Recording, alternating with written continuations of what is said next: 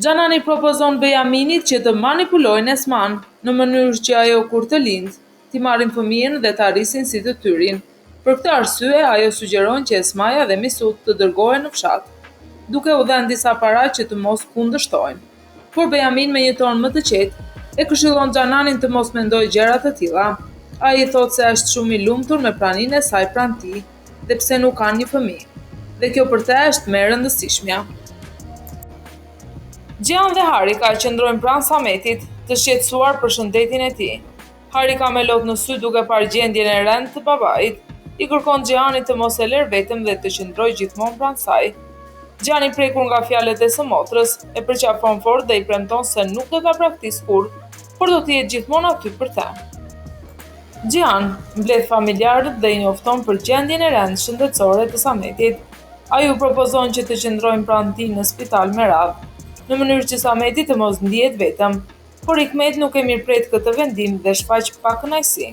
Nga ana tjetër, Bejamini shpreh dëshirën të rikthehet si kujdestar i vilës, por Gjian nuk e pranon këtë kërkesë dhe vendos të gjejë një kujdestar të ri për shtëpinë. Nuh me shaka sugjeron që punëtorët gra në hotel të vishen me një stil më serioz, por Sevilaj e irrituar nga kjo, i thot prerë se ajo nuk ka për të marrë leje as nga ai dhe nga askush tjetër për mënyrën se si vishet. Esa telefonon Nuhun dhe i kërkon të takohen për të biseduar. Gjatë takimit, ai i propozon bashkëpunim, duke i thënë se vetëm duke u bashkuar mund ta mposhtin Gjianin. Fillimisht Nuhu duket sikur pranon dhe madje shfaqet i lumtur për këtë afrim, duke i lënë përshtypje Esatit se më në fund dy vëllezërit janë në të njëjtën anë. Për ta fiksuar këtë moment, Nuhu bën një foto së bashku me Esatin. Nuhu i kërkon Tasinit që ta përfaqësojë në mbledhjen e bordit të hotelit. Tasin pas një hezitim pranon dhe i jep besimin e tij, duke lejuar Nuhun të marrë pjesë në mbledhjen në vendin e tij. Gjatë mbledhjes së bordit, Gjian paraqet për diskutim një kërkesë të çuditshme që Esat kishte propozuar për hotelin. Ai e bën të qartë se nuk është dakord dhe nuk do të votojë për këtë ide. Esat i bindur se e ka Nuhun në anën e tij, e kundërshton hapur Gjianin dhe voton pro. Por në një moment vendimtar, Nuhu tregohet në anën e Gjianit. Ai zbulon para të gjithëve takimin e tij me Esatin, duke treguar si provë fotografinë dhe zërin e regjistruar ku Esat fliste hapur për tradhtin e tij ndaj Gjianit. Ky i fundit i tronditur mbetet i shokuar nga ato që sheh dhe dëgjon. Esati i kapur në befasi, mohon akuzat dhe fillon ta ndjek me ngulm Gjianin, duke i kërkuar falje, por Gjiani i irrituar dhe i vendosur i vë kushte të qarta, ose Esati shet aksionet e tij tek ai, ose të detyrohet të bëjë gjithçka që dëshiron Gjiani. Duke mos pasur rrugë tjetër dhe i kapur ngushtë, Esati zgjedh mundësinë e dytë, t'i bindet urdhrave të Gjianit. Atëherë Gjian, duke përfituar nga situata, i kërkon menjëherë që të martohet me Esman. Esma, e veshur tashmë si nuse, e emocionuar, falenderon me gjithë zemër Nihajetin për kujdesin dhe mbështetjen që i ka dhënë, duke i bërë të mundur të ketë gjithçka në këtë ditë të veçantë. Nihajeti e lumtur dhe e prekur i thotë Esmas se nga tani e tutje, ajo duhet ta thërrasë gjyshe. Ajo i premton se do të jetë gjithmonë pranë saj dhe Misutit të vogël, duke i dhënë mbështetje dhe dashuri pa kushte. Misut as pak i lumtur që motra e tij po martohet me Esatin, shpreh hapur shqetësimin e tij. Ai thotë Esmas se pas martesës gjërat vetëm do të përkeqësohen, sepse nuk besonte Esati.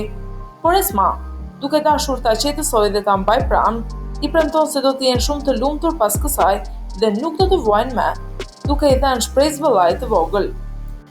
Harika shpreh hapur kundërshtimin e saj ndaj martesës së Esmas dhe Esatit. Ajo e quan Esman thjesht një shërbëtore dhe thotë se si e tillë nuk e pranon në familjen e saj. Duke dëgjuar këto fjalë, Esma i drejtohet Harikës me qetësi dhe respekt, duke pranuar se ajo ka të drejtë në ndjenjat e saj, por megjithatë, fati i saj tashmë është i vendosur, ajo do të jetë nusja e Esatit. Esat bën përpjekjen e fundit për të bindur Gjianin që të mos e detyrojë të martohet me Esman, duke argumentuar për pasojat dhe rrezikun që mund të sjellë kjo martesë. Por Gjiani përgjigjet prerë se ka ardhur koha që Esati të marrë përgjegjësitë e tij dhe të sillet siç duhet. Pa pasur rrugë tjetër, Esati i nervozuar dhe i acaruar pranon të martohet me Esman. Megjithatë, Ai vazhdon të sillet arrogant dhe në mënyrë të dhunshme ndaj saj, duke mos e pranuar plotësisht zgjedhjen e saj dhe duke treguar tension dhe përplasjet e brendshme që ka përballë situatës. Në natën e parë të martesës, Esma e lumtur i tregon Esatit ndjenjat e saj dhe shpreh besimin se ata do të kenë një jetë të gëzueshme së bashku.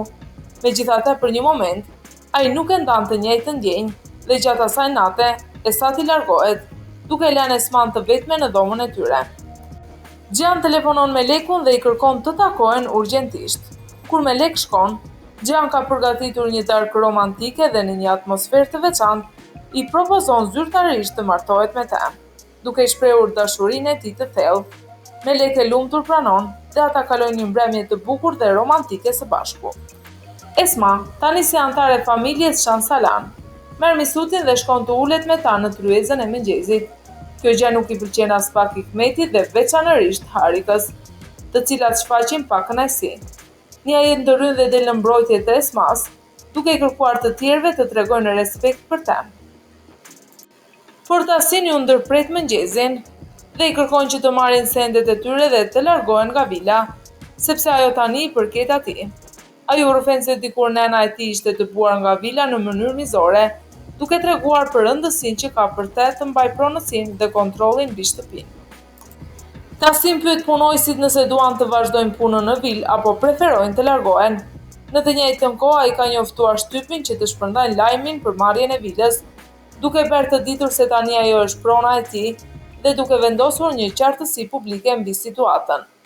Hikmet refuzon të largohet nga vila dhe Tasin e lejon të qëndrojë, por me kushte të rrepta.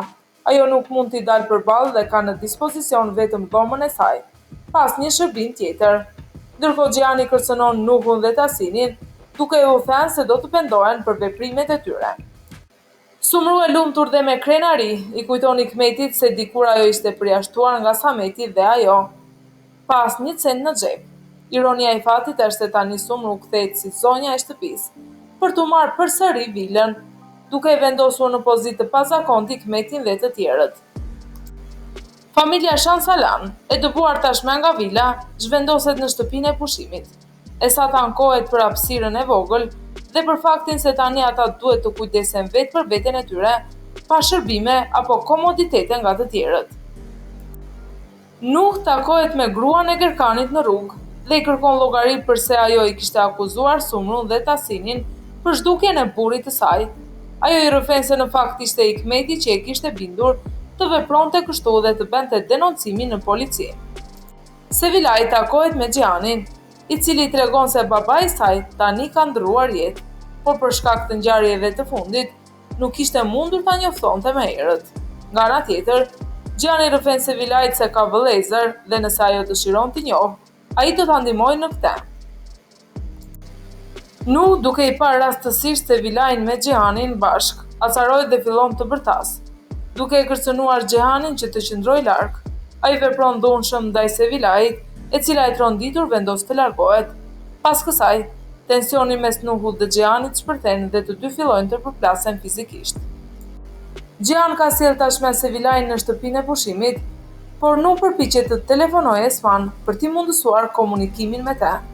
Kur Gjan e dëgjon këtë, ai menjëherë urdhëron që të bllokohet numri i Nuhut, duke penguar çdo përpjekje për kontakt. Nuh me lot në sy, i tregon Melekut situatën dhe pranon gabimin e tij, duke i kërkuar asaj të ndryjë për ta pajtuar me Sevilajin. Megjithatë, Melek refuzon. Në të njëjtën kohë, Nuh merr një mesazh nga Sevilaji, ku i tregonte se ajo do të takojë me Gjanin për të mësuar më shumë rreth babait të saj. Tasin vendos të udhëtojë jashtë vendit për biznes. Sumru e shoqëron dhe gjatë ndarjes i tregon se do t'i mungojë shumë prania e tij. Gjan takohet me Melekun, e cila i shpjegon se Nuh ka gabuar rend, duke u sjellë keq, por shpreson se me kalimin e kohës ai do të ndryshojë dhe do të bëhet më i kuptueshëm.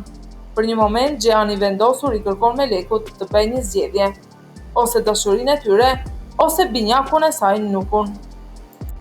Gjatë kthimit për në vilë, Sumru përballet me një situatë të papritur dhe për një moment humbet kontrollin e automjetit, duke u përplasur me një pemë.